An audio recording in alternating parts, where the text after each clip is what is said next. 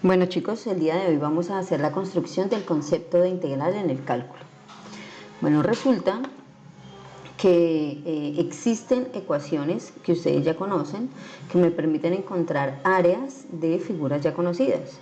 Entonces en este caso tenemos un paralelogramo. Sabemos que para encontrar el área de un paralelogramo es base, multiplicar la base por la altura, porque este pedacito que está acá, si yo lo paso acá, se me forma un rectángulo. Bueno, tenemos otras como el rombo, como un polígono, como el trapecio, tenemos áreas sombreadas, tenemos sectores circulares, coronas circulares, bueno, figuras conocidas de las cuales nosotros ya sabemos cuál es el área.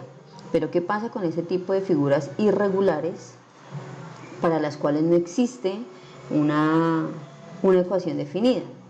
En este caso nosotros vamos a estudiar el área bajo una curva, y esta curva viene dada por una función.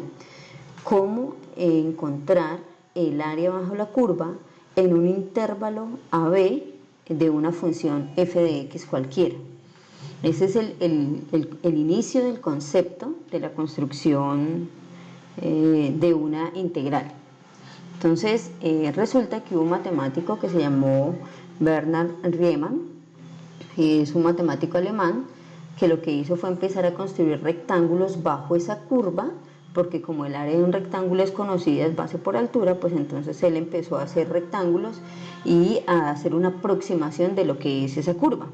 Entonces vamos a suponer que esta azulita es una función f de x y está dividida en dos rectángulos. Entonces entre un intervalo a y b, a puede ser cualquier número real y b también. Si yo divido entre 2, pues ¿cuál es la longitud de la base? Desde la distancia 0 hasta B, le quito el pedacito desde la distancia 0, 0 hasta A. Eso me quedaría la longitud desde A hasta B. Y esa longitud desde A hasta B, pues lo divido entre dos rectángulos exactamente iguales en su base, no en su altura.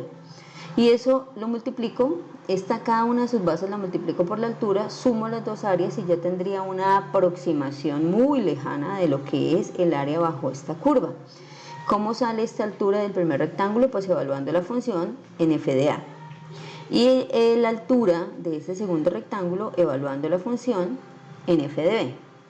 Y entonces el área total sería el área 1, que sería a menos b sobre 2, base, multiplicado por la altura, que sería la función evaluada en a, y lo mismo para esta.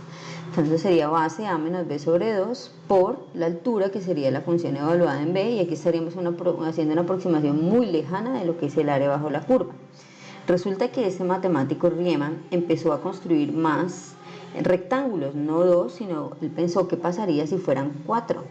Entonces cuando son 4, ya la base de cada uno de estos cambia, por supuesto la altura, son 4 alturas diferentes acá.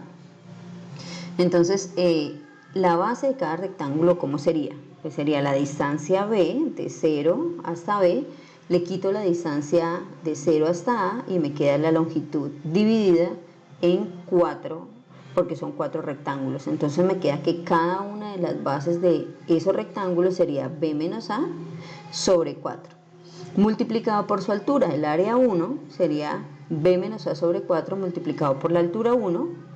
El área 2 sería b menos a sobre 4 multiplicado por la altura 2, y así sucesivamente. Yo estoy haciendo en este caso una sumatoria de áreas, y como aquí ya son 4 rectángulos, entonces me permite hacer una aproximación que sigue siendo lejana, pero está más aproximada.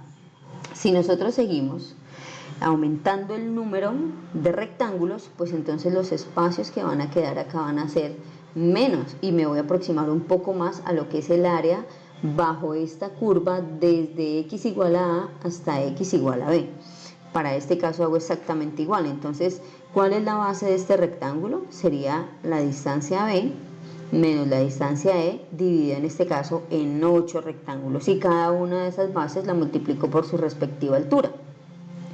Entonces aquí tenemos b menos a, la distancia b menos la distancia a sobre 8, es la base del primer rectángulo multiplicado por la altura 1.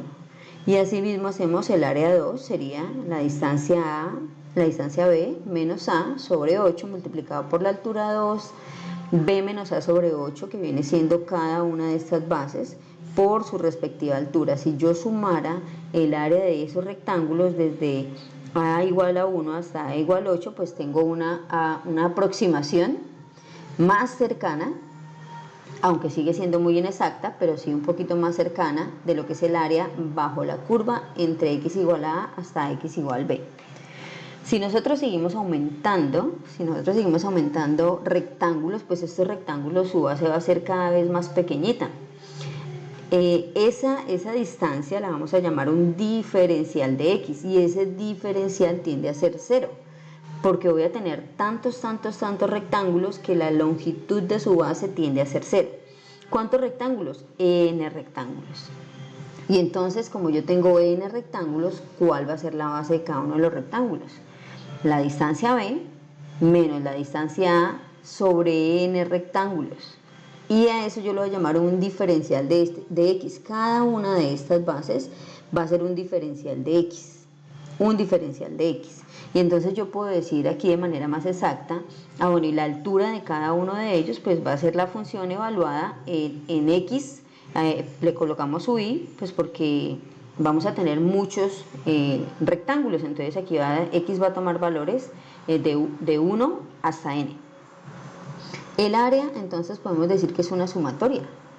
¿Desde dónde? Desde igual 1 hasta n, ¿de quién? De cada una de las alturas. Recordemos que la función evaluada en x sub y es cada una de estas alturas multiplicada por su respectivo diferencial. Entonces, ¿qué otra cosa podemos decir? Que la aproximación del área puede ser cuando el límite de n, que es n, el número de rectángulos, límite cuando n tiende a infinito, de la sumatoria desde igual 1 hasta n, de la multiplicación de la base por la altura de cada uno de ellos. Pero ese límite también puede ser cuando el delta de x tiende a ser 0. Lo puedo hacer de las dos formas. Cuando n tiende a infinito me refiero al número de rectángulos que son infinitos. Y si yo dijera aquí en vez de n tiende a infinito, delta de x tiende a ser 0, pues lo que estoy diciendo es que la distancia entre ellos es tan pequeñita que tiende a ser 0, pero no es 0. ¿Qué sucede con la integral? Que en la integral no se utiliza este símbolo de sumatoria, pero nos sirve para entender el concepto de lo que es una integral. La integral es aquella que nos permite encontrar el área bajo la curva a través de realizar debajo de ella infinitos rectángulos en un intervalo a, b. ¿Cuál es entonces la simbología de integración? Esta S parece una S de sumatoria, ¿sí? Eso es lo que se denomina el símbolo de integral. ¿De quién? De una función.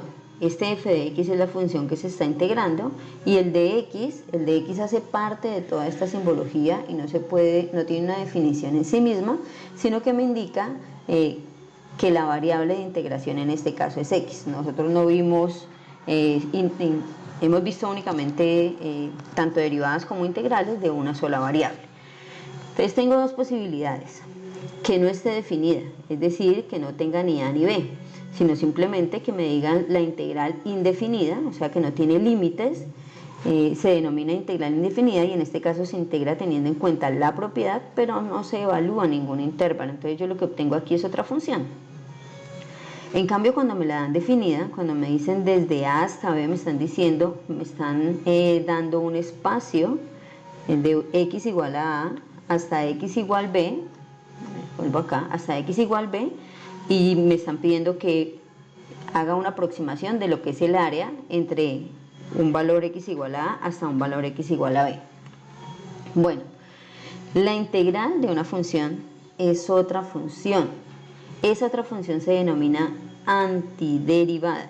Es decir, si tenemos una función f de x para ser integrada y su resultado es una función g, ¿qué es lo que se cumple? Ojo ahí, dice aquí: si tenemos una función f de x para ser integrada y su resultado es otra función g de x cualquiera, ¿qué se cumple? Que la derivada de esta función va a ser igual a f de x.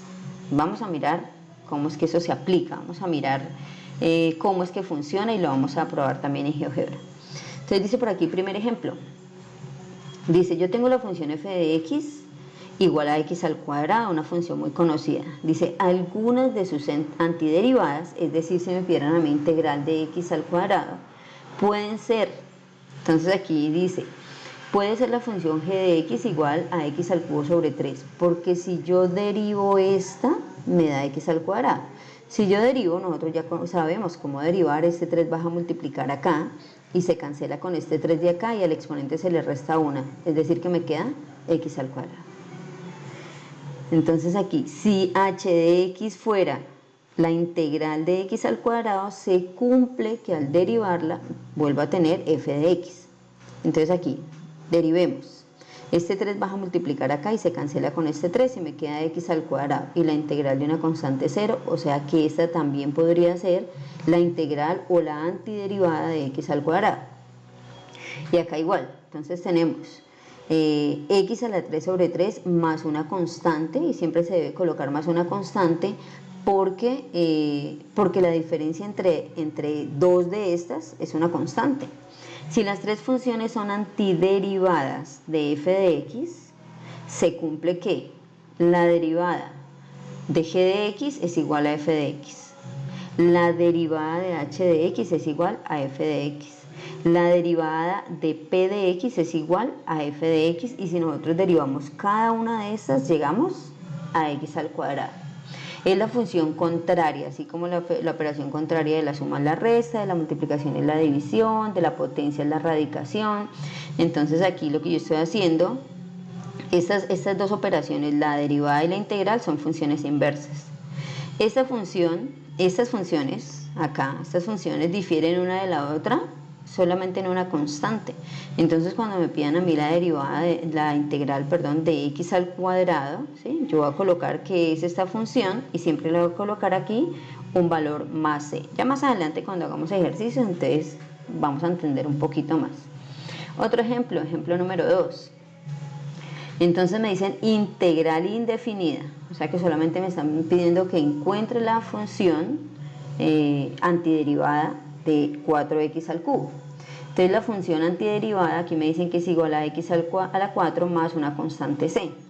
Entonces aquí, si f de x es igual a x a la 4, la derivada puede ser aquí 4x al cubo.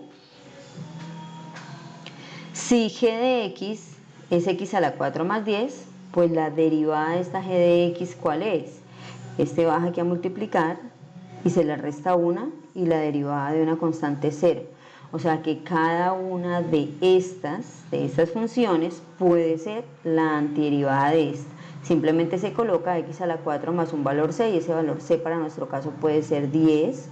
Aquí tengo 0, aquí tengo un medio, pero si derivo cualquiera de estas, todas me dan 4x a la 3, 4x a la 3, o sea que cada una de estas es una antiderivada, o cada una de estas puede ser la integral de 4x a la 3 por dx.